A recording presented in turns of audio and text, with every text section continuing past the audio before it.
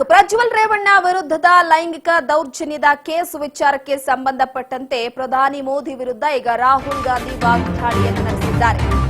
ಆ ಘೋರ ಅಪರಾಧದ ಬಗ್ಗೆ ಪ್ರಧಾನಿ ಮೌನ ವಹಿಸಿರುವುದು ಯಾಕೆ ಎನ್ನುವಂತಹ ಪ್ರಶ್ನೆಯನ್ನ ರಾಹುಲ್ ಗಾಂಧಿ ಅವರು ಪ್ರಧಾನಿ ಮೋದಿ ಅವರಿಗೆ ಕೇಳಿರುವಂತದ್ದು. ಮಹಿಳೆಯರ ಮೇಲಿನ ದೌರ್ಜನ್ಯದ ಬಗ್ಗೆ ಮೋದಿ ಮೌನ ಸರಿಯಲ್ಲ.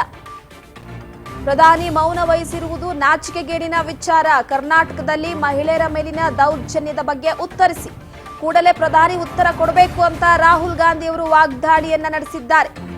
ದಿನೇ ದಿನೇ ಪ್ರಜ್ವಲ್ ರೇವಣ್ಣ ವಿರುದ್ಧದ ಲೈಂಗಿಕ ದೌರ್ಜನ್ಯ ಕೇಸ್ ವಿಚಾರಕ್ಕೆ ಸಂಬಂಧಪಟ್ಟಂತೆ ಕೆಲವೊಂದಿಷ್ಟು ವಿಚಾರಗಳು ಹೊರಬರ್ತಾ ಇದೆ. ಇಂತಹ ಸಂದರ್ಭದಲ್ಲಿ ಈ ದೌರ್ಜನ್ಯದ ವಿಚಾರವಾಗಿ ಯಾಕೆ ಪ್ರಧಾನಿ ಮೋದಿ ಅವರು ಮಾತನಾಡುತ್ತಿಲ್ಲ? ಈ ಘೋರ ಅಪರಾಧದ ಬಗ್ಗೆ ಪ್ರಧಾನಿ ಮೋದಿ ಅವರು ಮೌನವನ್ನ ಯಾಕೆ ವಹಿಸಿದ್ದಾರೆ ಅನ್ನುವಂತಹ ಪ್ರಶ್ನೆಯನ್ನ ಮಾಡಿದ್ದಾರೆ. ಮಹಿಳೆಯರ ಮೇಲಿನ ದೌರ್ಜನ್ಯ ಆಗಿದೆ. ದೌರ್ಜನ್ಯ ಆಗಿದ್ರೂ ಕೂಡ ಮೋದಿ ಮೌನ ಮಾತ್ರ ಸರಿಯಲ್ಲ. ಈ ರೀತಿ ಮೌನ ವಹಿಸಿರುವುದು ನಾಚಿಕೆಗೇಡಿನ ವಿಚಾರ. ಕರ್ನಾಟಕದಲ್ಲಿ ಮಹಿಳೆಯರ ಮೇಲಿನ ದೌರ್ಜನ್ಯದ ಬಗ್ಗೆ ಉತ್ತರಿಸಿ, ಕೂಡಲೇ ಪ್ರಧಾನಿ ಉತ್ತರ ನೀಡಬೇಕು ಈ ವಿಚಾರಕ್ಕೆ ಸಂಬಂಧಪಟ್ಟಂತೆ ಅಂತ ರಾಹುಲ್ ಗಾಂಧಿ ಅವರು ವಾಗ್ದಾಳಿ ನಡೆಸಿದ್ದಾರೆ. ಒಂದು ಕಡೆ ಟ್ವೀಟ್ ಅನ್ನ ಗಮನಿಸಬಹುದು ನೀವಿಲ್ಲಿ. ರಾಹುಲ್ ಗಾಂಧಿ ಅವರು ಟ್ವೀಟ್ ಮುಖಾಂತರವಾಗಿ ತಮ್ಮ ಆಕ್ರೋಶವನ್ನ ವ್ಯಕ್ತಪಡಿಸಿರುವಂತದ್ದು. ಎನ್ಡಿಎ ಮೈತ್ರಿಕೂಟದ ಬಿಜೆಪಿ ಜೊತೆ ಮೈತ್ರಿ ಮಾಡಿಕೊಂಡು ಈಗಾಗಲೇ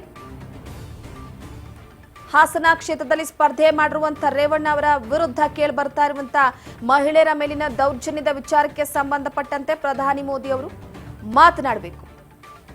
ಆದರೆ ಪ್ರಧಾನಿ ಮೋದಿ ಅವರು ಮೌನ ವಹಿಸಿದ್ದಾರೆ. ಯಾಕೆ?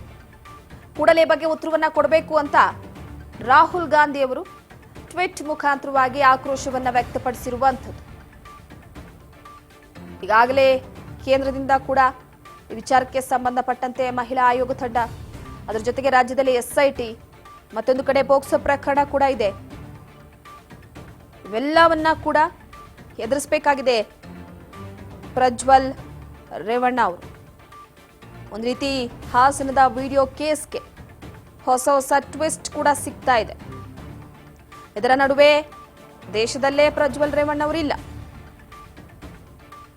ವಿಚಾರಣೆ ಅಂತ ಬಂದ್ರೆ ಹಂತ ಹಂತವಾಗಿ ವಿಚಾರಣೆಯನ್ನು ನಡೆಸಲಾಗ್ತಾ ಇದೆ.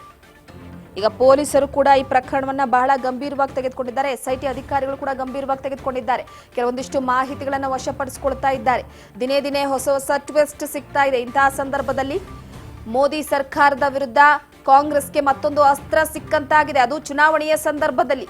ಚುನಾವಣೆ ಅಂದ ತಕ್ಷಣ ಒಂದು ಹೊಸ ಮಾಹಿತಿಗೆ ಕಾಯ್ತಾರೆ. ಪರ ವಿರೋಧಗಳು ಕೂಡ ನಡೀತಾ ಇರುತ್ತೆ. ಇಂತಹ ಸಂದರ್ಭದಲ್ಲಿ ರಾಹುಲ್ ಗಾಂಧಿ ಅವರು ತಮ್ಮ ಟ್ವೀಟ್ ಮುಖಾಂತರವಾಗಿ ವಾಗ್ದಾಳಿಯನ್ನು ನಡೆಸಿರುವಂತದ್ದು ಪ್ರಧಾನಿ ಮೋದಿಯವರ ವಿರುದ್ಧ. ಕರ್ನಾಟಕದಲ್ಲಿ ಮಹಿಳೆಯರ ಮೇಲೆ ಇಷ್ಟೊಂದು ದೌರ್ಜನ್ಯ ಆಗಿದೆ, ಆದ್ರೂ ಕೂಡ ಇದ್ರ ಬಗ್ಗೆ ಉತ್ತರಿಸ್ತಾ ಇಲ್ಲ. ಮೌನ ಯಾಕೆ ವಹಿಸಿದ್ದಾರೆ ಪ್ರಧಾನಿ ಮೋದಿ ಅವರು? ಈ ಬಗ್ಗೆ ಉತ್ತರ ನೀಡಬೇಕಾಗಿದೆ ಎನ್ನುವ ಮುಖಾಂತರವಾಗಿ ವಾಗ್ದಾಳಿಯನ್ನ ನಡೆಸಿರುವಂತದ್ದು.